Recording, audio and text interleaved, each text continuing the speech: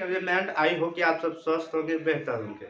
मैं यहाँ चल रहा हूँ आज की एसबीसी क्लास अध्याय 4 की, जहाँ की एसबीसी इलेक्ट्रॉनिक्स अध्याय 4 में जानेंगे ट्रांसफार्मर। और ट्रांसफार्मर के बारे में हमने पहले एक वीडियो की सेशन में क्लास 12 के माध्यम से स्मार्ट ब्रेन क्लास में आपको बता दी थी। पर इलेक्ट्रॉनिक्स में कुछ ऐसे पॉइंट होते हैं कि जो कि आपको समझना जरूरी है। अब देखो, step up transformer. Step up का ट्रांसफार्मर का अर्थ होता है कि निम्न जो वोल्टेज है, निम्न वोल्टेज जो है,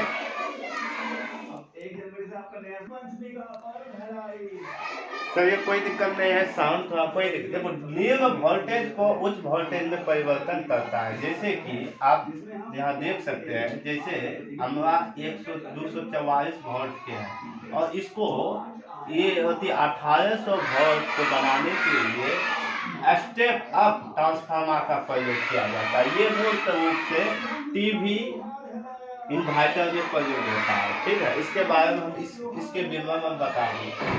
स्टेप डाउन ट्रांसफार्मर जो होता है कि निम्न जो वोल्टेज होता है, उच्च वोल्टेज को निम्न वोल्टेज में बदलता है। जैसे कि आप देखेंगे कि एक एम्पलीफायर को चलाने के लिए हमको कितना वोल्टेज चाहिए, 35 से 35, 40, 40 और कितना 12 वोल्ट। तो इसके लिए किसका प्रयोग किएंगे, स्टेप डाउन ट्रांसफार्मर का। स्टेप डाउन ट्रांसफार्मर एक होता है साउंड आउटपुट ट्रांसफार्मर, एक होता है क्या, साउंड आउटपुट ट्रांसफार्मर। जब भी एम्पीयर को कोई भी धारा साउंड की फ्रीक्वेंसी को दिया जाता है तो उस वक्त का साउंड आउटपुट ट्रांसफार्मर का प्रयोग किया जाता है। एक होता है EST, staff high tension transformer. इसमें क्या होता है कि 240 वोल्ट के 1800 वोल्ट या 25 वोल्ट बनाया जाता है और ये मूल रूप से टीवी में ज्यादा प्रयोग होता है। आप देखे होंगे कि जो टीवा में जो होता है, जो हम गोल आकार के जो बड़का टीवी होता है, उसमें झकबक में उसको कितना वोल्टेज चाहिए, 1800 लेकर 2500 वोल्टेज। उसमें क्या कौन प्रयोग करेंगे, EST, स्टाफ हाई टेंशन। अब एक सर्किट में हम दो को लेते हैं कि स्टेप अप ट्रांसफार्मर का क्या होता है, स्टेप डाउन ट्रांसफार्मर क्या होता है। स्टेप अप ट्रांसफार्मर में 240 से लेकर, जब भी कोई भी वोल्टेज 240 से लेकर 200 वोल्ट के, इससे क्या 240 वोल्टेज बना देंगे 2800 वोल्ट, यानी जितना मर्जी है उतना हम कर सकते हैं किससे, स्टेप अप ट्रांसफार्मर, यानी निम्न वोल्टेज को उच्च वोल्टेज में परिवर्तन करें। जैसे स्टेप और ट्रांसफार्मर टीवी इन्वर्टर में प्रयोग है। आप देखो इन्वर्टर में क्या होता है, कभी कम वोल्टेज चाहिए कभी ज्यादा, तो हम क्या करते हैं, इन्वर्टर के माध्यम से बढ़ा देते हैं। और इन्वर्टर में कौन प्रयोग किया जाता है, स्टेप अप ट्रांसफार्मर।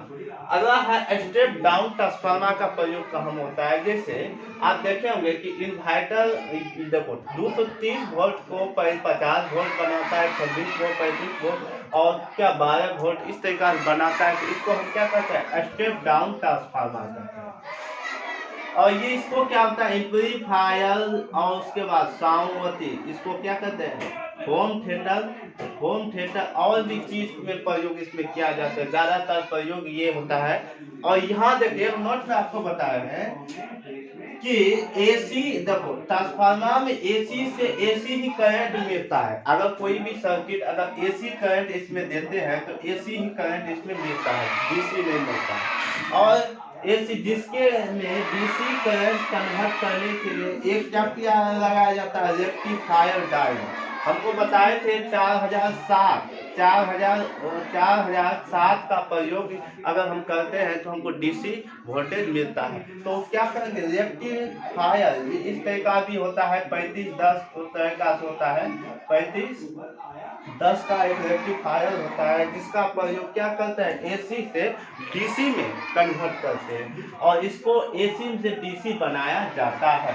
आज का क्लास 4 का यही तक रहते हैं। धन्यवाद। और ज्यादा हम